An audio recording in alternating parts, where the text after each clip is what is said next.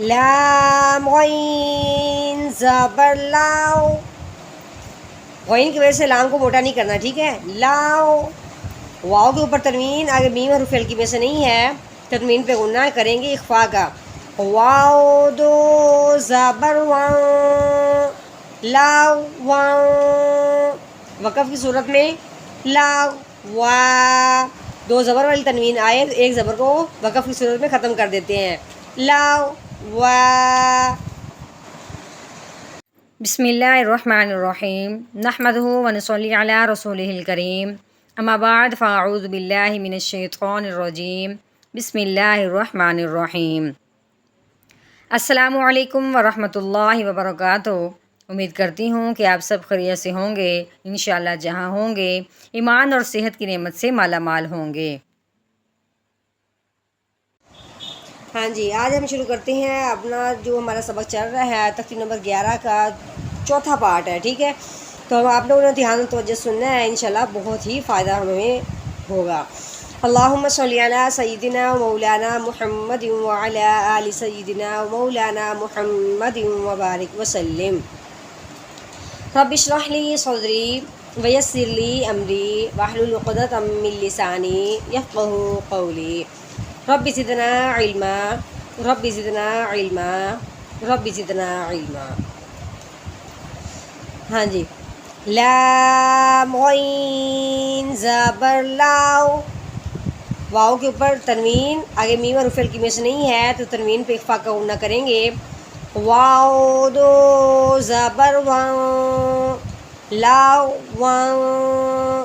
ہاں جی، اب ہم وقف کی صورت میں کس طرح پڑھیں گے؟ میں نے بتایا تھا جب دو زبر والی تنوین ہوتی ہے تو وقف کی صورت میں ایک زبر کو ہم ختم کر دیتے ہیں، پیچھے ایک زبر اور الف رہ جاتا ہے، تو کیا بنے گا؟ لاؤ وا، لاؤ وا. میم سین زیر مس، کاف کے اوپر پھر تنوین آ گئی، آگے نون حرف ہلکی میں سے نہیں ہے، تنوین پہ اخفا کا غنہ کریں گے، ٹھیک ہے. کاف دو پیش کوں مس کوں، وقف کی صورت میں مس، آواز بھی بند ہوگی اور حرف کی آواز بھی ختم ہو جائے گی، اپنی منہ کی آواز بھی بند ہو جائے گی. نون خا زبر نخ، آپ نے یہ دھیان رکھنا ہے کہ جو حرف موٹا ہونے والا ہوتا ہے اس کو موٹا کرنا ہے، لیکن اس کی وجہ سے اسے پچھلے حرف کو ہم نے موٹا نہیں کرنا. اب نوخ نہیں بنا دینا اس کو، ناخ، نون باریک ہوگا، خا کی آواز پور ہوگی، ٹھیک ہے. آگے لام کے اوپر تنوین ہے، آگے نون پھر حرف ہلکی میں سے نہیں ہے تو لام پہ اخفا کا غنہ کریں گے. لام دو زبر لاؤ، نخ لاؤ، وقف کی صورت میں نخ لا. نون شین زبر نش، تو دو زبر تو، نش تو، وقف کی صورت میں نش تو. نون فا زبر نف، سین دو زیر سیوں، نف سیوں. نون قاف زبر نق، عین دو زبر عن، نقع، وقف کی صورت میں نقع. یاسین پیش یس، رو دو زبر رن. ہاں جی، اب ہم نے یہاں غنہ کیوں نہیں کیا؟ کیونکہ تنوین کے بعد آگے حمزہ حرف ہلکی میں سے آ گیا ہے. تو کیسے پڑھیں گے؟ رو دو زبر رن، یس رن، وقف کی صورت میں یس رو.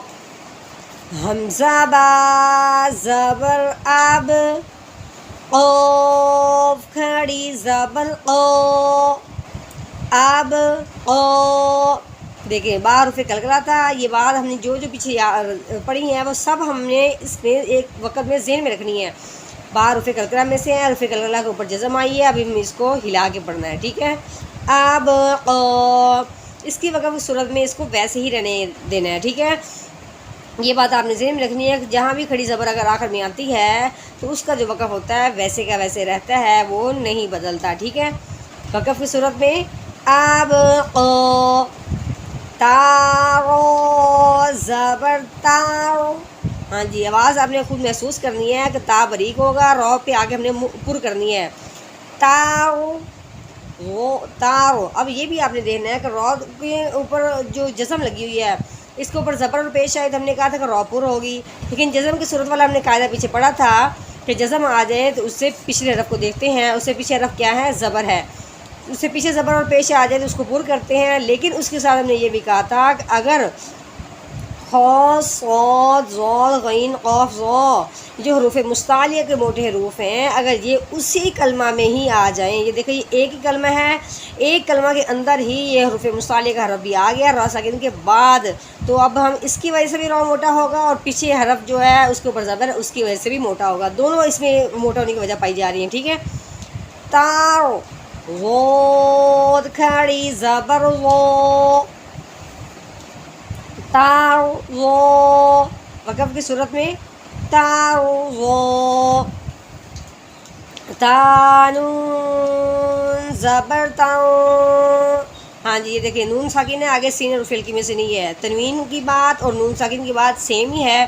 اب یہ دیکھیں نون ساکن کے بعد بھی اگر سین اور فعل کی میں سے نہیں ہے تو نون ساکن کے پہ بھی ہم اخفا کا گنہ کریں گے، ٹھیک ہے۔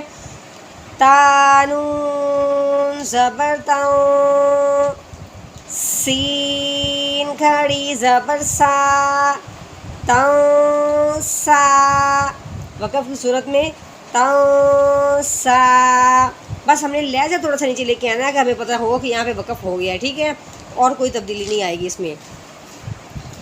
یا خو زبر یا، یا شین کھڑی زبر شا، یا شا، وقف کی صورت میں یا شا، یاسین زبر یس، عین کھڑی زبر ع، یس ع، وقف کی صورت میں یس ع، یا تا زبر ید، لام واو پیش لو، ید لو، ٹھیک ہے۔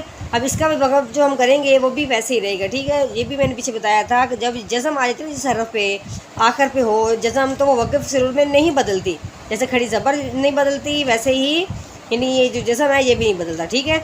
وقف کی صورت میں ید لو، یا دال زبر ید، یہ دیکھیں دال ہمارا حروف قلقلہ میں سے ہے، حروف قلقلہ اوپر کیا آ گئی؟ جزم آ گئی، اب اس کو بھی ہم کیا کریں گے؟ ہلا کے پڑھیں گے، یا دال زبر ید، عین واو پیش عو، یدعو، وقف کی صورت میں یدعو، اس کے بھی آخر میں جزم آ گئی ہے، ٹھیک ہے۔ تاجیم زبر تاج، غو یا زیر ری، تاج ری، جیم حروف قلقلہ اس لیے ہلایا، اب رو کے نیچے زیر ہے، ہم نے کیا کہا تھا رو کے نیچے زیر آ جائے تو اس رو کو باریک کرتے ہیں، ٹھیک ہے۔ تاج ری، وقف کی صورت میں تاج ری، اس طریقے سے۔ چلیں آج کا ہمارا سبق ہوگا یہاں تک، انشاءاللہ آپ کو بہت فائدہ ہوگا، اور جیسا آپ کو لگے آپ نے مجھے ضرور بتانا ہے۔